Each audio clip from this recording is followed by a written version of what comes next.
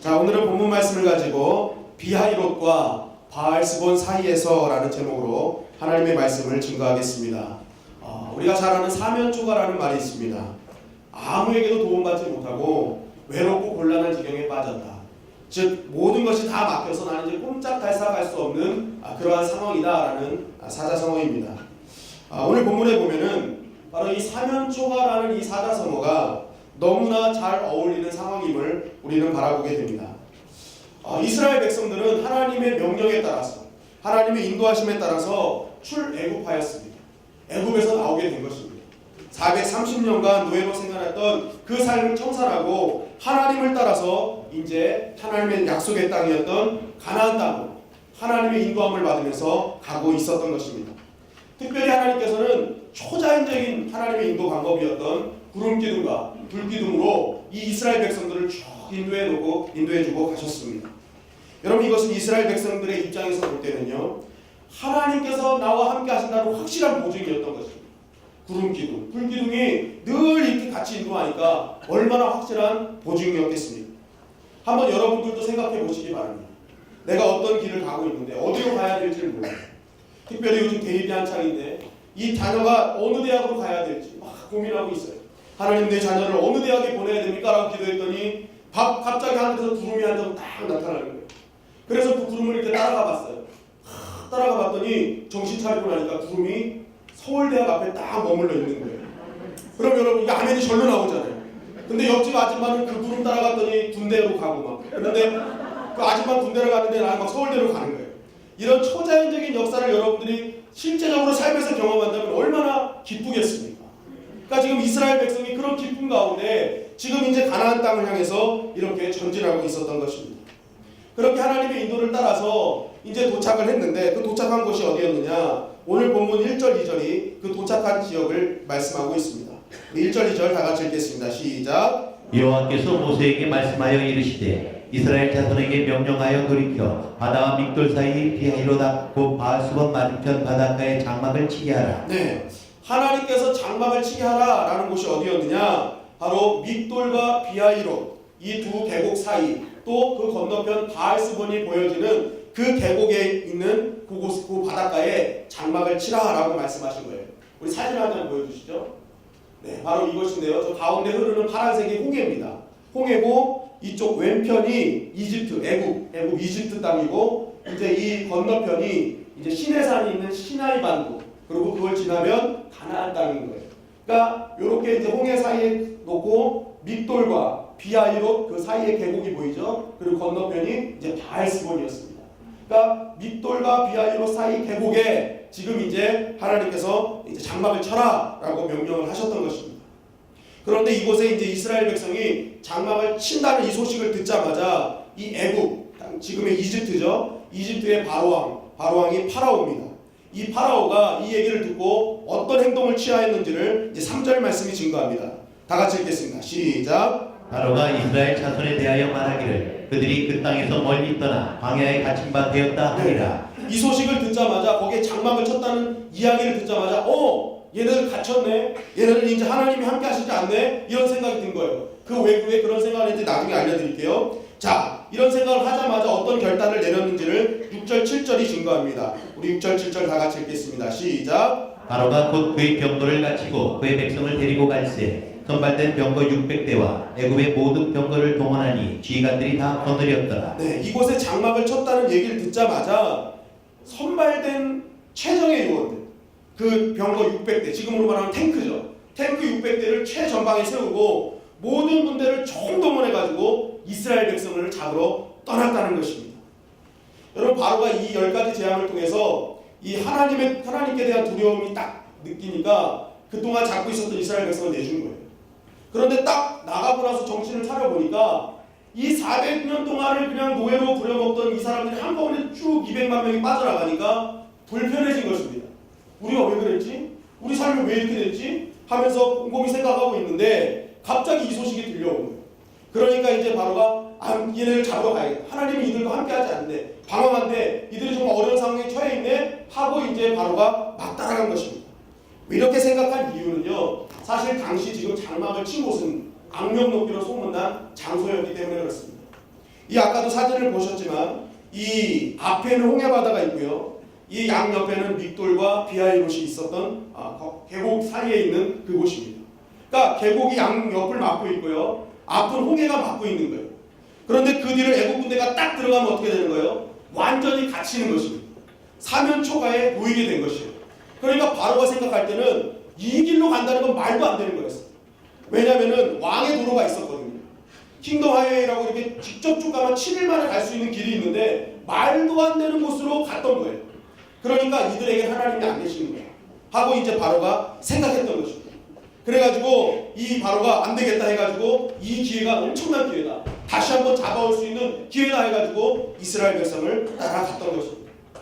지금 장막을 그 하나님의 명령대로 장막을 쳤던 이스라엘 백성에게는 엄청난 위기가 닥치게 됐던 것입니다.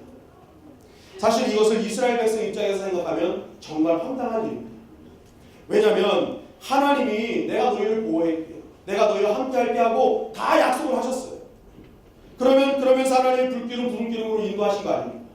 그러면은 진짜 평탄한 길, 행복한 길이 열려야 되는데 막상 간 곳은 완전히 사방이 꽉 막힌 그러한 형편이었다는 것입니다. 여러분, 이 말씀을 보면 우리의 삶과 굉장히 비슷하다는 것을 느낍니다. 하나님의 인도하심이라고 믿고 따라왔어요. 열심히 신앙생활하면 잘 풀릴 거라고 생각을 했어요. 예배도 잘 드렸어요. 사명도 잘 감당했어요. 그런데 막상 나에게 당면한 상황은 어떤 상황입니까? 아무것도 할 수 없는 그런 코너에 몰릴 때가 분명히 있다는 것입니다. 어떤 사람에게는 사업의 문제, 어떤 사람에게는 물질의 문제, 어떤 사람에게는 인간관계로, 자녀의 문제로, 또 자신만만 알고 있는 그러한 고민 때문에 걱정하고 고민하는 순간이 우리 가운데 있다는 것입니다. 그러나 오늘 이 말씀을 통해 우리가 기억할 것은, 하나님께서 오늘 이 말씀을 우리에게 주신 것은 바로 이 상황에 계신 분들에게 하나님의 길이 열린다는 것을 알려주시기 위해 오늘 이 말씀을 주신 줄 믿습니다. 여러분, 오늘 이 말씀의 제목이 무엇입니까? 제목이 뭐예요? 좀 힘들죠? 다 한번 읽겠습니다. 시작. 비하이롯과 바알스본 사이에서. 비하이롯과 바알스본 사이에서. 이 비하이롯이 무슨 뜻이냐? 히브리 말로 구출이라는 뜻입니다. 구출.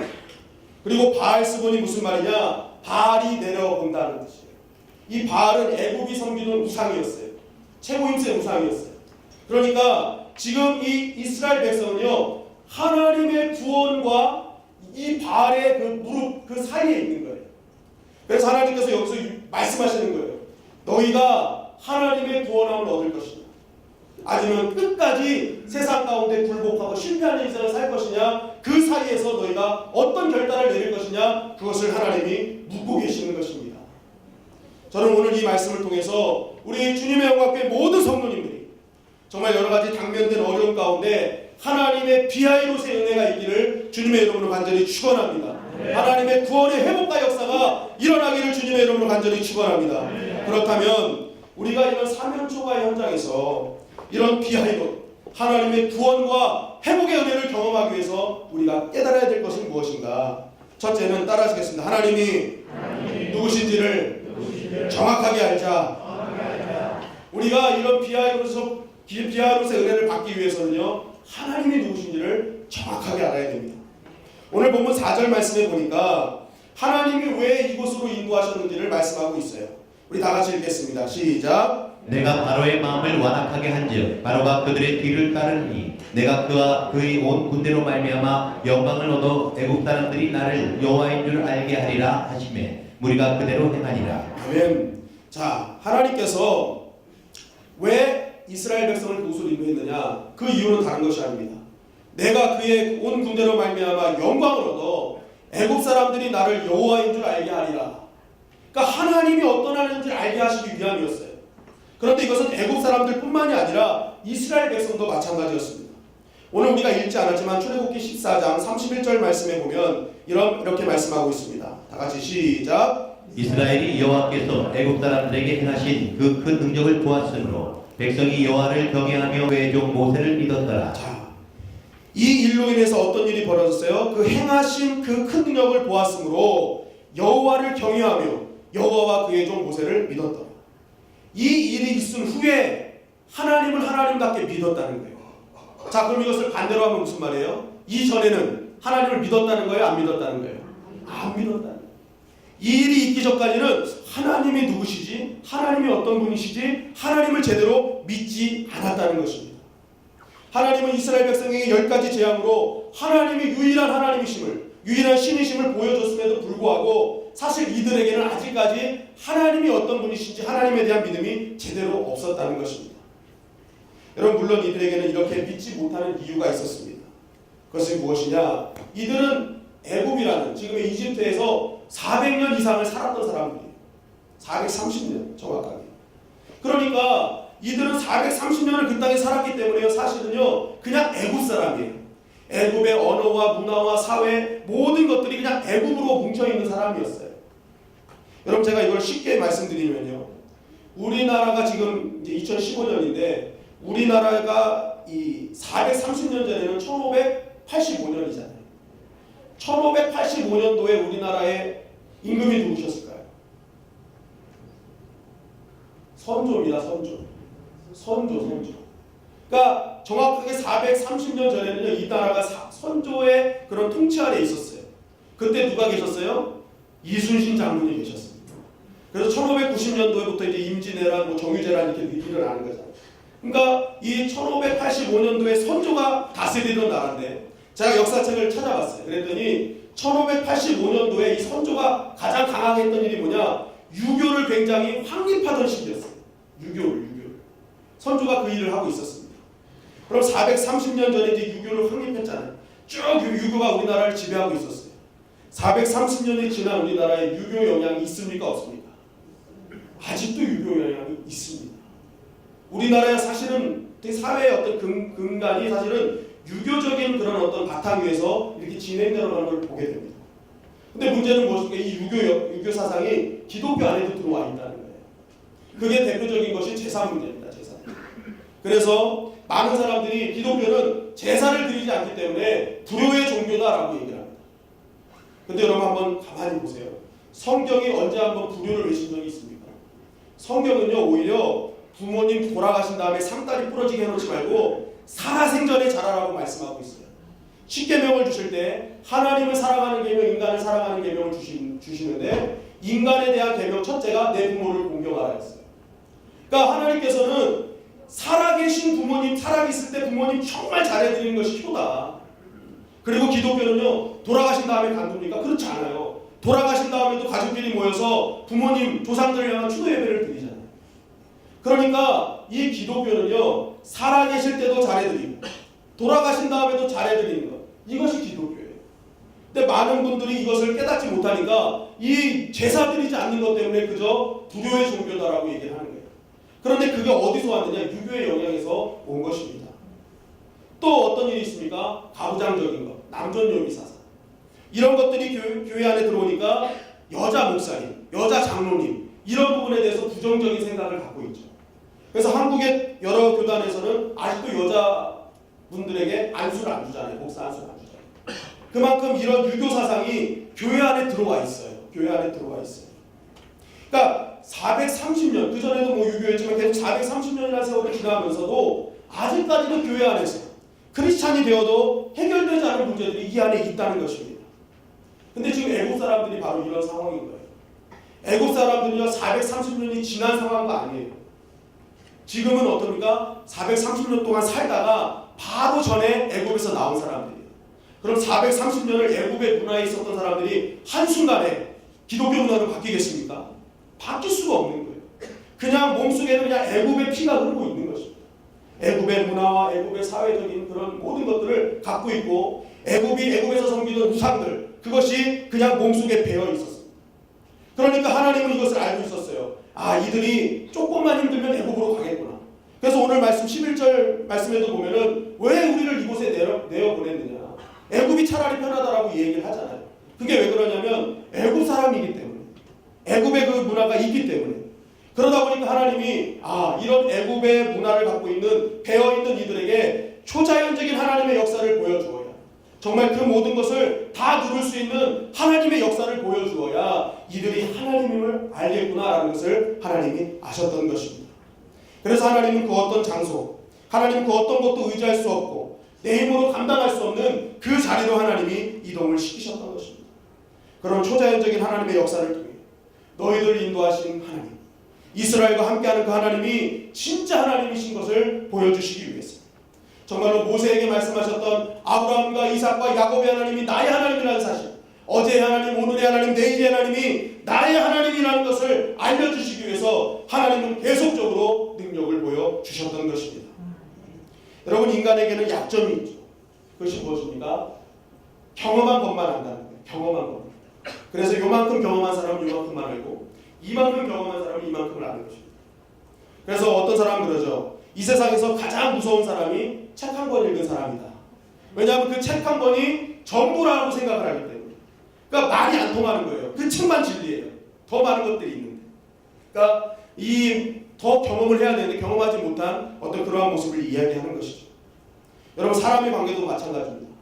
우리가 사람을 알 때 어떤 사람을 알려면은요, 자꾸만 여러 번 만나보고 이야기하고 또 터치도 해보고 막 어떤 그런 자꾸만 만남이 있어야 돼요. 그러면 만나면 만날수록 이 사람이 어떤 사람인지 우리가 알게 됩니다. 그런데 대부분의 사람들이 이 만남을 한두 번 정도 해보고 이 사람은 이런 사람이 하고 딱 정리를 해버린다는 거예요. 그리고 나서 어떡합니까? 나중에 뒤돌아서서 어떤 일을 경험할 때 내가 속았다고 얘기하는 거예요. 야, 저 사람 그런 사람인 줄 알았더니 이런 사람이네. 속았다는 거예요. 그 결혼하면 다 그렇잖아요. 속았다 그러시잖아요. 결혼하고 나서 다 속았다고, 다 속았다고. 근데 여러분, 속은 게 아니라 원래 그렇습니다. 원래 그런 사람이었는데 결혼 전에 다른 모습으로 잠깐 있었던 거예요. 그리고 나서 이제 결혼하고 나서 원래 모습이 들어온 거기 때문에 그 속은 게 아니라 이제 그 모습 그대로 그냥 같이 살아야 되는 거예요. 살아야 되는 거예요. 여러분, 어떤 커플이 있었대요. 어떤 커플이 있었는데 이 남자가 너무 여자가 마음에 드는 거예요. 그래가지고 이 남자가 여자를 따라가서 저기요, 제가 정말 당신을 보고 한눈에 반했습니다. 그러면서 막 프로포즈를 한 거예요. 그래가지고 이 여자가 그래, 나를 이렇게 좋아하니까 제가 같이 이제 좀 사랑하지. 사랑을 하다가 이 결혼을 빨리 하게 됐어요. 그리고 나서 이제 첫날 밤이 됐는데 이 남자를 보니까 남자가 애꾸눈이었다.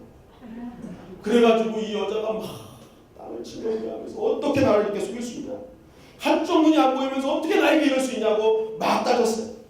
그랬더니 남자가 그러더랍니다. 난 속이지 않았다. 내가 당신 처음 만났을 때 했던 말 기억하니? 나는 당신을 한눈에 반했다고 분명히 얘기했다. 한눈에 반했다. 속이지 않았다는 거예요. 원래 한눈에 반했다고 분명히 얘기했다는 거예요. 그래서 어떻게 할까? 이제 계속 살아야죠. 여러분, 하나님도 마찬가지입니다. 우리가 하나님을 어떻게 압니까? 어떻게 알아요? 우리가 경험한 만큼 안다는 거예요. 경험한 만큼. 하나님을 내가 경험한 만큼 알기 때문에 우리는 더 많은 하나님을 경험해야 될 줄 믿습니다. 그래서 지금 이스라엘 백성들에게는요, 아직 이런 제대로 된 하나님을 대한 경험이 없기 때문에 하나님은 그 하나님을 경험하시기 위해서 그 사면 초가의 자리에 이동해 놓으셨다는 것입니다. 그분의 능력이 어느 정도인지, 그분이 갖고 있는 권세가 어느 정도인지, 정말 내가 믿고 따라갈 만한 그런 분이신지를 하나님은 알려주시기 위해서 그곳으로 인도해 주셨다는 것입니다. 그래서 하나님은 이스라엘 백성뿐만 아니라 애국 백성들, 당시에 세상의 중심에 있었던 이집트, 그 이집트까지도 두려워 떠는 온 세상의 하나님이시는 것을 이 자리를 통해서 알려주시기 위함이었던 것입니다. 그래서 이런 하나님을 만나고 경험하면서 이제는 어떤 일이 있어도 신실하게 하나님만 바라봐야 돼요. 정말 신실하게 하나님만 바라보는 그러한 인생들이 되기 위해서 하나님이 그곳을 인도하시고 그곳에서 홍해를 열어주셨던 것입니다. 여러분, 우리는 홍해의 갈라진 사건을 보면서 이런저런 얘기들을 많이 합니다. 이 홍해의 원해가 갈대숲이었다. 그러니까 그것은 그 당시에는 갈대숲이 갈라져서 그냥 걸어간 것이다 라고 얘기도 합니다. 또 어떤 분은 그래요. 그래, 홍해가 갈라졌다고 치자. 그러면 그곳으로 사람만 200만 명이라고 하는데, 사람만 200만 명. 그러면 같이 온 가축, 또 물건들 다 합하면은 이 장정만 200만 명이니까 그 딸린 식구들까지 하면 어마어마한 길이야. 어마어마한 숫자잖아요. 그런데 그 많은 숫자가 단번에 홍해를 건넜다, 애국 군대가 따라오질 못할 정도로 그렇게 건넜다, 말도 안 되는 얘기다 라고 많이들 이야기합니다. 여러분, 그러나 홍해 사건이 말하고자 하는 것은 그런 기적적인 사건이 중심이 아니라는 거예요. 하나님이 이 말씀을 주신 것은 그 기적을 일으키신 분이 누구냐, 그 기적을 일으키신 분은 하나님이시다라는 것을 바라보게 하는 데에 그 초점이 있다는 것입니다. 우리가 믿는 그 하나님을 바라보게 되면 그 홍해가 갈라지는 것은 논란거리가 될 수 없는 것입니다. 그 하나님이 어떤 하나님인지 알면 그것은 논란거리가 될 수 없는 것이죠. 그래서 여러분, 성경에 보면요, 성경은요 하나님 한 분만을 얘기하지만 성경에서는 계속적인 하나님의 이름들을 말씀합니다. 하나님이 어떤 속성을 가졌는지를 쭉 말씀하는 거예요. 그 대표적인 게 무엇인가? 엘로힘, 창조의 하나님이라는 거예요. 여호와 하나님, 나는 스스로 있는 자다. 여호와 이레, 나는 너희의 미래를 준비해 줄 것이다. 여호와 라파, 나는 너희를 치료해 줄 것이다. 여호와 삼마, 거기에 계신 하나님, 내가 가는 곳곳마다 계셨던 하나님, 어디에서나 계신 하나님이 여호와 삼마, 여호와 샬롬, 평안을 너희에게 줄 것이다. 여호와 니시, 승리를 줄 것이다. 여호와 로이, 너의 목자가 되어 너의 인생을 이끌어 주겠다. 엘샤다이 하나님, 전능하신 하나님, 또 아버지의 속성과 어머니의 속성을 보여주시는 것. 어떨 때는 불같이 진노하시지만 어떨 때는 하나님없는 사랑으로 안아주시고 의뢰해주시는 그 어머니 속성을 가지신 하나님. 그 하나님을 성경은 계속적으로 증거하는 것입니다. 하나님은 한 분이시지만 그 하나님이 갖고 계신 능력은 어마어마하다는 것을 성경은 계속 증거하고 있는 거예요. 여러분 이번에 여러분들 2016년 달력을 나눠드렸잖아요. 그 달력의 테마가 무엇입니까? 주제가 뭐예요? Name of God이에요. 하나님의 이름이 뭐냐. 그래서 1월달부터 12월달까지는요 매 달마다 하나님의 이름이 어떤 분이신지를 이렇게 적어놨어요. 거기 계신 하나님 뭐 이런 식으로 다 적어놨어요. 이것을 선택할 때 목사님이 그런 기도를 하신 거예요. 우리 주님의 영광의 성도님들이 매달 이 하나님 만나서 정말 하나님의 역사를 경험하고자 하는 마음으로 달력을 준비한 것입니다. 여러분 우리가 매달 하나님만 만나도 12속성의 하나님을 만나는 거예요. 그러니까 우리 하나님이 얼마나 대단한 하나님이십니까? 얼마나 우리 이성을 초월하신 하나님이십니까? 그러니까 우리가 성경은 계속 그걸 증거하는 거예요. 너희가 믿는 하나님은 어떤 우리 이성에 갇힌 하나님이 아니라 더 큰 하나님이시다라는 것을 오늘 말씀을 통해 증거하고 있는 것입니다. 여러분 예수님께서도요 하나님이 어떤 하나님이신지를 정확하게 증거해 주셨어요. 마태복음 6장 9절부터 13절 말씀에 보면은 이 말씀이 무슨 말씀이냐? 이 제자들이 예수님한테 물어봅니다. 우리에게 기도를 가르쳐 주세요. 당시 어떤 스승이 있고 제자들이 있으면요 그 기도문을 줬거든요. 그러니까 이제 예수님의 제자들도 요한의 제자들이 기도문을 갖고 있듯이 우리에게도 기도문 주세요라고 했을 때 예수님이 가르쳐준 기도가 바로 이 주기도문입니다. 그런데 이 주기도문을 보면요 다른 것이 아니에요. 하나님의 뜻은 이 땅에 반드시 이루어질 것이다. 일용할 양식은 반드시 너에게 임할 것이다. 죄를 사해 주실 것이며 시험을 이기게 하실 것이며 더럽고 추악한 악에서 구원해 주실 것이다 라고 말씀하고 있는 거예요. 그런데 예수님은 이렇게 말씀하시면서 나중에 뭐라고 하시냐? 이것은 반드시 이루어질 거라고 말씀하십니다. 그 이유가 무엇이냐? 바로 13절 맨 마지막에 있는 나라와 권세와 영광이 아버지께 영원히 있사옵니다. 이 말 때문에 그래요. 우리가 지금 이제 번역본 개역 개정에 있는 이 13절에 보면은 우리를 시험에 들게 하지 마옵시고 다만 악에서 구하옵소서 나라와 권세와 이렇게 넘어가지만 예전에는 악에서 구하옵소서 한 다음에 중간에 단어가 있었어요. 그게 무엇이냐? 대개라는 단어였습니다. 대개. 이게 어디 저기서 나는 큰 개가 아니라 대개라는 단어가 있는데 이 대개가 무엇이냐? 이 헬라어로는요 호티라는 단어예요. 호티. 그런데 그게 영어로는 왜냐하면이라는 거예요. 왜냐하면. 자 그럼 우리가 13절 말씀을 그 단어 왜냐하면을 넣어서 한번 다 같이 읽겠습니다. 시작. 우리를 시험에 들게 하지 마시옵고 다만 악에서 구하옵소서. 왜냐하면 나라와 권세와 영광이 아버지께 영원히 있사옵나이다. 아멘. 그 이유는 다른 것이 아니에요. 하나님 주님께서 이것이 다 이루어질 것이다. 왜냐하면 우리가 믿는 하나님은 나라와 권세와 영광을 다 가지신 분이시기 때문이다. 그 말인 거예요. 그러니까 이 기도가 이루어질 수밖에 없다는 거예요. 왜냐하면 내가 믿는 하나님은 모든 것을 가지고 있는 하나님, 나라와 권세와 영광을 다 가지고 계신 분이기 때문에 이루어질 수밖에 없다고 주님께서 확정하신 것입니다. 여러분 결국 우리가 성경에 나오는 여러 가지 기적의 현장들을 보면서 우리가 그것을 과학적으로 이성적으로 그걸 맞느냐 맞지 않느냐 우리는 따질 것이 아니라 우리가 진정으로 봐야 될 것은 무엇이냐?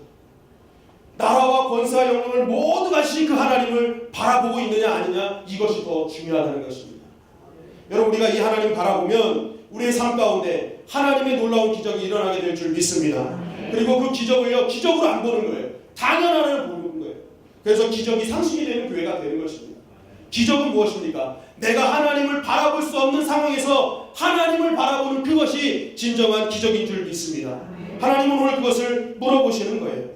너가 사면초가의 상황에서 옴짝달싹할 수 없는 그 상황에서 하나님을 볼 수 있느냐? 하나님께서는 그 현장에서 너가 나만 바라보면 내가 그 현장에서 너에게 역사하겠다. 내가 너와 함께 하겠다. 내가 너를 살려주겠다. 하나님이 오늘 말씀하고 있는 것입니다. 여러분, 너무나 막막한 현실이 여러분 앞을 가로막고 있습니까? 도저히 내 능력, 내 힘으로는 감당할 수 없는 일들이 삶 가운데 있습니까? 그럴 때 신실하게 하나님 바라보시기를 간절히 바랍니다. 하나님은 변치 않는 하나님이에요. 그러면 우리는 어떻게 합니까? 우리의 믿음도 변치 않아야 돼요. 성경은 그것을 신실이라고 얘기하는 거예요. 신실. 그래서 여러분, 신약성경에 믿음이라는 단어가요, 헬라어로 피스티스예요. 피스티스인데 이 단어가 뭐냐? 신실이라는 단어입니다. 신실. 그래서 신약성경의 믿음이라는 이 단어를요, 신실로 바꾸면요, 그 의미를 우리가 더 정확하게 알 수 있어요. 마태복음 21장 22절 말씀 우리가 다 같이 한번 읽어보도록 하겠습니다. 시작. 너희가 기도할 때 무엇이든지 믿고 구하는 것은 다 받으리라 하시니라. 네, 너희가 믿고 기도할 때에 무엇이든지 믿고 구하는 것은 다 받으리라. 자, 이 말씀을 믿는다는 것을 신실로 바꾸겠습니다. 너희가 기도할 때에 어떤 상황이든지 신실하면 구하는 것은 다 받게 될 것이다. 자, 우리가 기도할 때 어떻게 기도합니까? 하나님, 성전에 와서 기도해요. 하나님 믿습니다. 하나님 응답해 주실 줄 믿습니다 하고 이제 집으로 돌아가요. 그런데 집으로 돌아가서는 이 성전 믿음과 다른 삶을 사는 거예요. 그래서 집에 들어가서 또 하나님 이거 응답해 주실까? 하고 의심하는 거죠. 그런데 하나님 주님이 원하시는 건 그게 아니에요. 너희가 신실함이 무엇이냐? 어떤 상황에서든지 변치 않는 모습 보여달라는 거예요. 성전에 있던 그 믿음 너의 삶 가운데서도 보여줘라. 변치 않는 신실함이 있어라. 그리하면 너가 구하는 것은 다 받게 될 것이라고 말씀하고 있는 것입니다. 여러분, 마태복음 15장에 이 수로보닉의 여인을 통해서 그것을 정확하게 말씀하고 있는 거예요. 이 15장에 보면 수로보닉의 여인이 귀신 들린 어린 딸을 고침받기 위해서 예수님을 찾아가잖아요. 그런데 이 수로보닉의 여인은요, 헬라 사람이에요. 이방 여인이었어요. 당시 유대인에게 이방인들은요, 정말 짐승 취급도 못 받았습니다. 그래서 예수님은요, 이 이방 여인 수로보닉의 여인을 개 취급했잖아요. 물론 예수님이 진짜 개 취급한 게 아니라 한번 시험해 보신 것이죠. 이 믿음이 어느 정도 되는지. 개 취급했더니 너무나 자존심 상한 상황 아닙니까? 너무나 화내는 상황 아닙니까? 그런데도 불구하고 이 여인이 합니다. 나는 개 맞습니다. 개 맞아요. 그런데 예수님, 그 개들도요, 주인의 상에서 떨어지는 부스러기 먹고 살아요. 마찬가지로 나는 개 맞아요. 주님께서 그래서 떨어지는 은혜, 부스러기 같은 은혜만 주셔도 내 딸은 구원받게 될 줄 믿습니다 하고 주님께 고백한 것입니다. 이런 여인에 대해서 예수님이 이렇게 말씀하십니다. 마태복음 15장 28절입니다. 다 같이 읽겠습니다. 시작. 이에 예수께서 대답하여 이르시되 여자여 내 믿음이 크도다. 내 소원대로 되리라 하시니 그때로부터 그의 딸이 나으리라. 네, 여기서 예수님이 뭐라고 하십니까? 여자여 내 믿음이 크도다. 내가 내 소원대로 되리라 말씀하시는 거예요. 그런데 여기서 내 믿음이 크도다라는 이 원어가요, 메갈레 피스티스. 아까 피스티스가 뭐라 그랬어요? 신실함이라고 그랬잖아요. 이 메갈레라는 뜻이 뭐냐? 메가톤이라는 거예요. 메가톤. 그러니까 지금 이 예수님께서 이 여자를 칭찬하시는데 어떤 칭찬하시느냐? 이 여인은 메가톤급 신실함을 갖고 있다는 거예요. 어떤 상황 속에서도 흔들리지 않는 그 신실함, 끝까지 주님을 믿는 그 신실함, 그 신실함이 메가톤급이라는 거예요. 어마어마하다는 거예요. 그러니까 주님이 뭐라 하십니까? 말씀대로, 아까 기도하는 거 다 받는 대로 내 소원이 이루어질 것이다 말씀하는 것입니다. 제가 아까 이 말씀을 했던 어떤 분이 메갈레 피트니스라고 물어보시는데, 피트니스 말고 피스티스예요. 메갈레 피스티스, 메가톤급 믿음. 여러분, 우리에게도 이런 메갈레 피스티스가 있어야 될 줄 믿습니다. 주님이 그걸 보시는 거예요. 너 지금 사면 초과에 있니? 내가 지금 보고 싶구나. 네가 어떤 상황에서도 흔들리지 않은 그 메가톤급 믿음이 있니? 메가톤급 신실함이 있니? 나 보고 싶구나. 너가 그것만 보여주면 내가 너와 함께 할 것이다. 내가 그것만 보여주면, 내가 그 신실함만 있으면 내가 너에게 역사해 주겠노라. 하나님이 오늘 이 말씀을 통해 우리에게 증거하고 계시는 것입니다. 여러분, 오늘 이 메가톤급 믿음을 하나님께 보여드리는 시간이 되기를 주님의 이름으로 간절히 축원합니다. 그럴 때에 우리는 바알에게 무릎 꿇는 실패한 인생이 아니라 비하이로 하나님의 구원과 회복의 역사를 경험하는 하나님의 백성이 될 수 있는 것입니다. 여러분, 오늘 그 신실한 믿음을 하나님께 보여드리기를 간절히 바랍니다. 그렇다면 이 신실하게 믿는 자의 모습은 무엇이겠습니까? 오늘 본문을 보면은 첫째는요, 정해진 길은 묻지도 말고 따지지도 말고 그냥 가는 것입니다. 그것이 신실함인 거예요. 자, 이렇게 애굽 군대가 따라오는 상황이 있을 때 이 이스라엘 백성들이 막 원망하고 이 모세가 하나님께 부르짖을 때 하나님이 15절을 통해서 이렇게 증거하십니다. 우리 15절 다 같이 읽겠습니다. 시작. 여호와께서 모세에게 이르시되 너는 어찌하여 내게 부르짖느냐 이스라엘 자손에게 명령하여 앞으로 나아가게 하고. 네. 하나님께서는 이 부르짖는 모세에게 말씀하시는 거예요. 어찌하여 지금 내가 부르짖느냐. 지금 부르짖을 때 아니다. 지금은 갈 때다라고 하시는 거예요.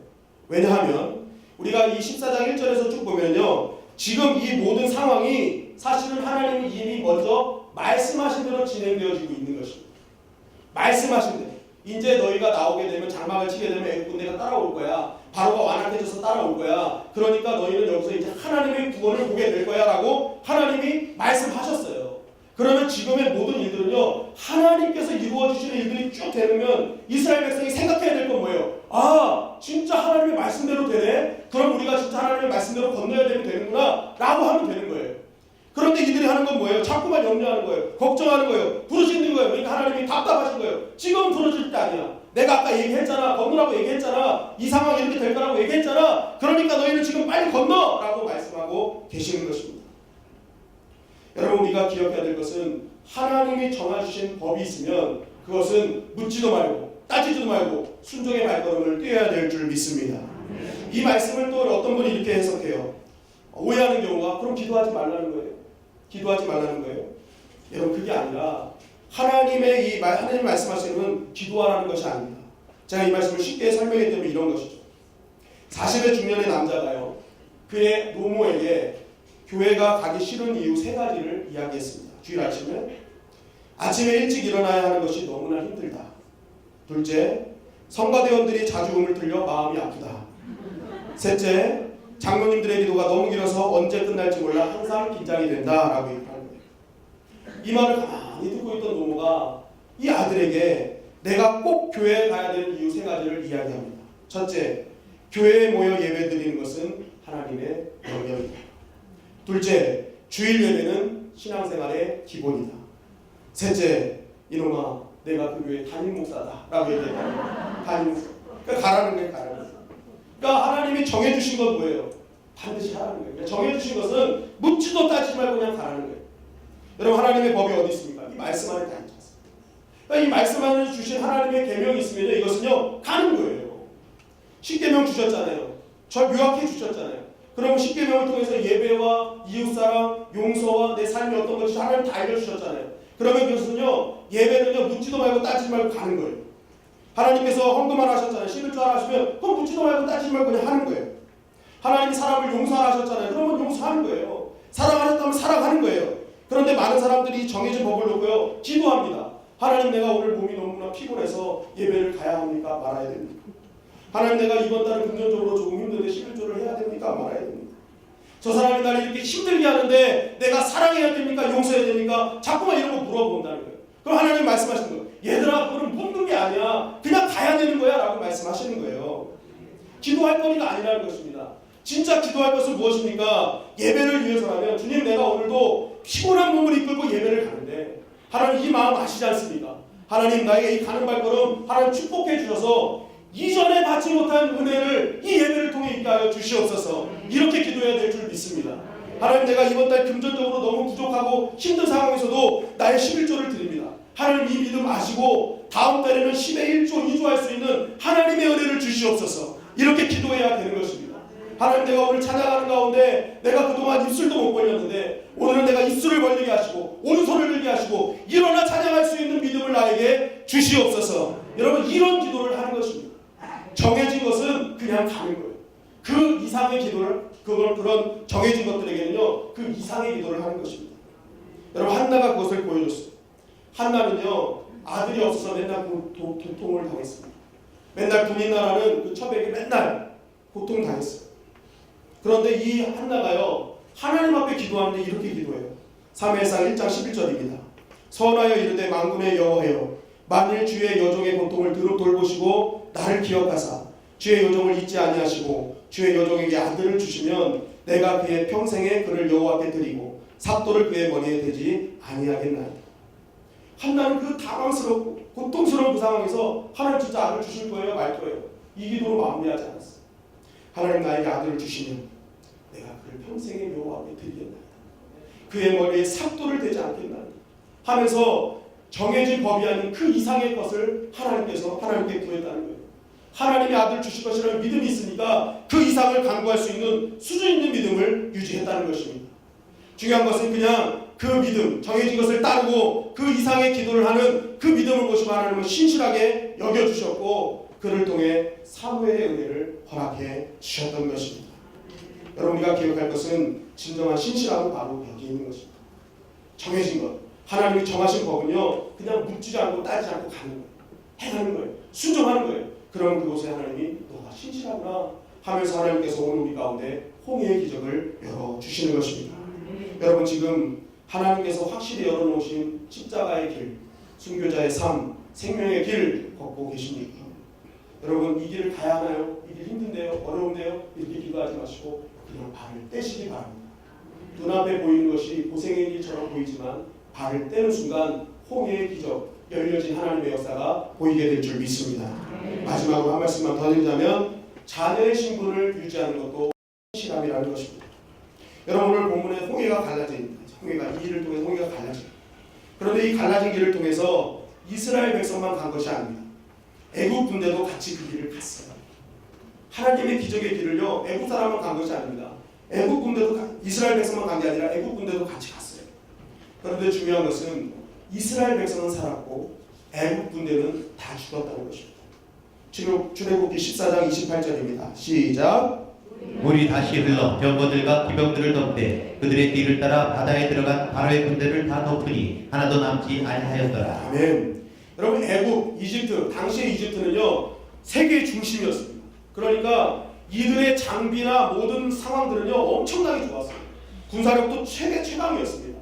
훈련자들 군인들도 다 있었어요. 그럼 그렇게 볼 때 이 이스라엘 백성은요 오합지졸이었어요. 남녀노소 훈련받지 않은 그런 사람들이 모여 있었던 곳입니다.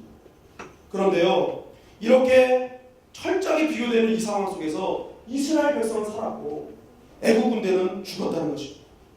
왜 그랬을까요? 이유는 다 하나죠. 이스라엘 백성은 하나님의 자녀였기 때문에 하나님이 살려주신 줄 믿습니다. 여러분 우리가 신앙생활이 힘들다고 얘기합니다. 그런데 왜 힘드냐? 자꾸만 신앙생활을 복잡하게 생각해서 그래요. 모든 상황 속에서 이걸 어떻게 해야 되지? 저렇게 해야 되지? 이렇게 해야 되지? 자꾸만 복잡해서 그런데 하나님 오늘 말씀하십니다. 신앙생활 복잡하게 하지 말라는 거예요. 단 한 가지 진리만 붙들면 너희들은 살 수 있다는 거예요. 그것이 무엇입니까? 너희가 하나님의 자녀로 살 것인가만 고민하라는 거예요.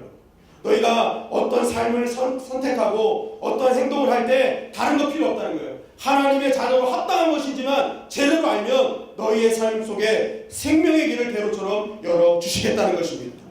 여러분 이스라엘 백성은요 실력이 좋지도 않았어요. 대단하지도 않았어요. 너무나 연약했어요. 원망밖에 하는 것이 없었어요. 그럼에도 불구하고 하나님이 살려주신 이유 단 한 가지입니다. 하나님의 백성이었기 때문에 하나님의 자녀로서 살았기 때문에 그 길을 걷기 때문에 하나님이 살려주신 것입니다. 그렇기 때문에 믿음의 사람은 세상 실력도 키워야 돼요. 그러나 더 중요한 것은 하나님의 자녀로 사는 믿음을 더욱더 키워야 될 줄 믿습니다. 세상 사는 것이 너무나 많을지라도 하나님의 자녀는 언제든지 하나님의 자녀로 살 길을 먼저 선택해야 하는 것입니다. 여러분 주일 성수 왜 지켜야 됩니까? 왜 말씀의 자리를 지켜야 됩니까? 왜 기도의 자리를 지켜야 됩니까? 그것이 하나님의 자녀로서 살아야 될 유일한 길이기 때문인 것입니다. 여러분 그래서 우리 김효신 목사님 날마다 말씀하잖아요. 성전 예배의 승리자는 삶의 예배에서도 승리해야 됩니다. 성전 예배로 끝나는 것이 아니라 삶의 예배로 가야 된다는 거예요. 왜 그렇습니까? 그것이 하나님의 자녀로서 증명하는 것이기 때문에 그렇습니다. 삶의 예배로 사는 자에게 하나님의 자녀로 인정받고 하나님의 생명의 역사가 우리에게 열려지게 될 줄 믿습니다. 그것이 하나님의 자녀의 축복인 것입니다. 다 같이 따라하시겠습니다. 하나님의 자녀로 살자. 하나님의 자녀로 살아야 되는 것입니다. 여러분 말씀을 마무리하겠습니다. 우리의 인생을 되돌아보면요 항상 우리의 인생은요 비하이롯과 바알스본 사이에 위치한 것을 보게 됩니다. 정말 우리 인생은요 가만 보면요 항상 하나님의 구원과 또 바알의 그런 위기와 실패 앞에 항상 놓여져 있습니다. 그런데 주님 오늘 말씀하십니다. 너희가 여기서 하나님의 구원을 받을 길이 있다는 것입니다. 그게 무엇입니까? 끝까지 그 자리에서 신실하게 하나님 바라보라는 것입니다. 어떤 순간에서 하나님이 열어주실 것이다. 하나님 함께 하실 것이다. 능력이 하나님이 나와 함께 하실 것이라는 이 믿음 갖고 있으면 비하이롯의 은혜는 너희 것이 될 것이라고 말씀하고 있는 것입니다. 여러분 오늘 이 시간부터 하나님을 신실하게 보는 메가톤급 믿음을 하나님께 보여주시기를 간절히 바랍니다. 그 믿음은 무엇입니까? 하나님의 정해진 법이 있다면 묻지도 말고 따지지도 말고 순종하는 것입니다. 그리고 하나님의 자녀로서 사는 것이 무엇인지 알고 그 자녀답게 살아갈 때에 그 믿음을 하나님은 메갈레 피스티스, 메가톤급 신실함으로 인정하시고 그 신실함을 보신 하나님께서 우리의 삶 가운데 홍해의 기적을 열어주시기 줄 믿습니다. 오늘 이 말씀을 꼭 기억하셔서 신실하신 하나님과 함께 날마다 승리하는 저와 여러분들이 되시기를 주님의 이름으로 간절히 축원합니다.